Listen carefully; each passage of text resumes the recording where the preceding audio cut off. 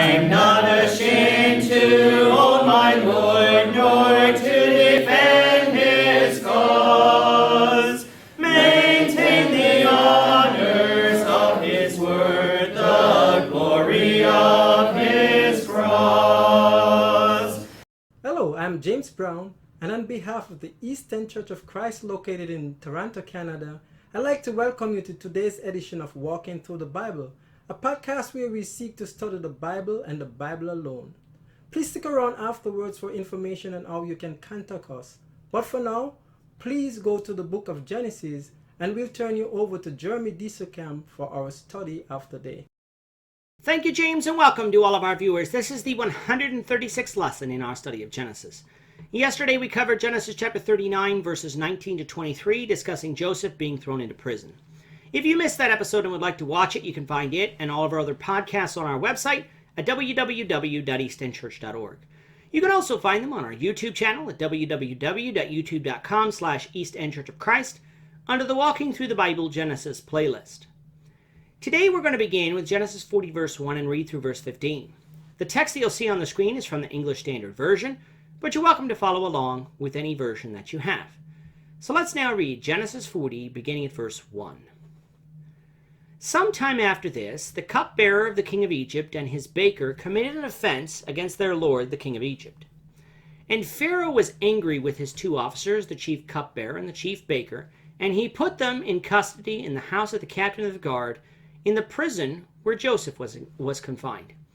The captain of the guard appointed Joseph to be with him, and he attended them.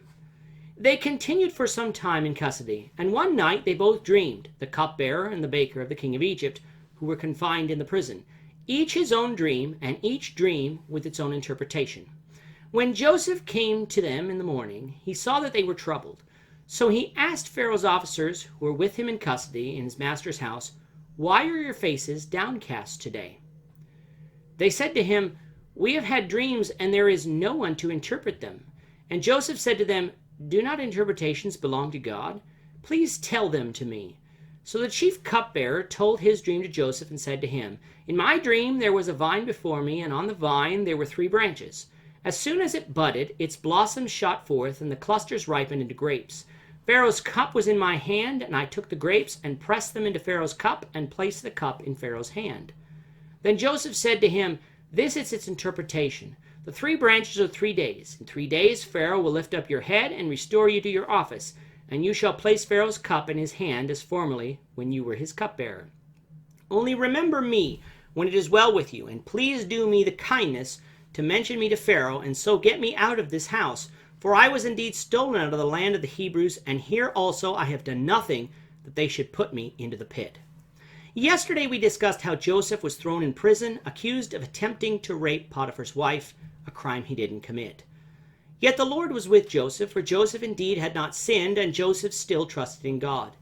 Just like in Potiphar's house, all that Joseph did proved successful, so that the keeper of the prison basically put Joseph in charge. How long Joseph was in prison before this chapter began is not quite revealed to us, but it's probably a year or 2.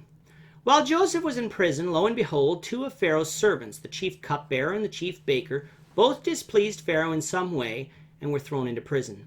Seeing as how Joseph was over all the prisoners, Joseph was appointed to be with them. Again, some time passed until one night both the chief cupbearer and the chief baker had a dream.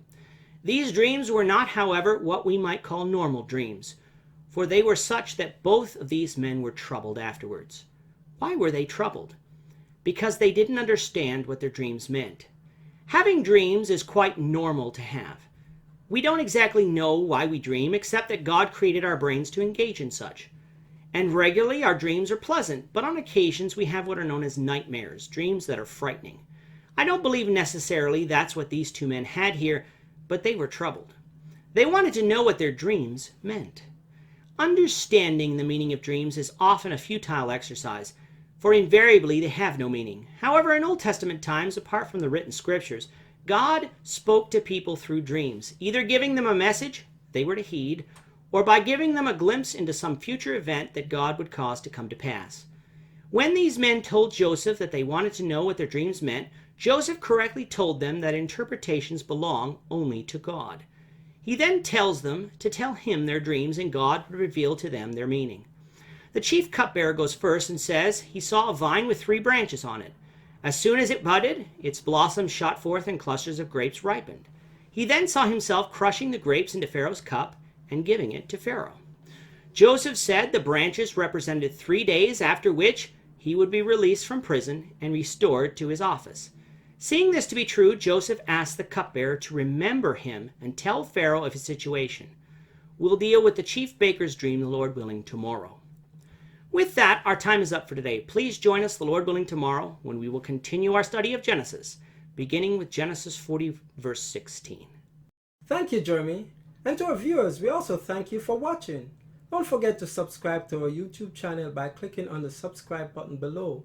Should you have a question or comment, please leave them below or email them to answerintheword@gmail.com. We'll try to respond to you as quickly as we can. We hope you'll join us, the Lord willing, tomorrow when we will be continuing on our study of the book of Genesis.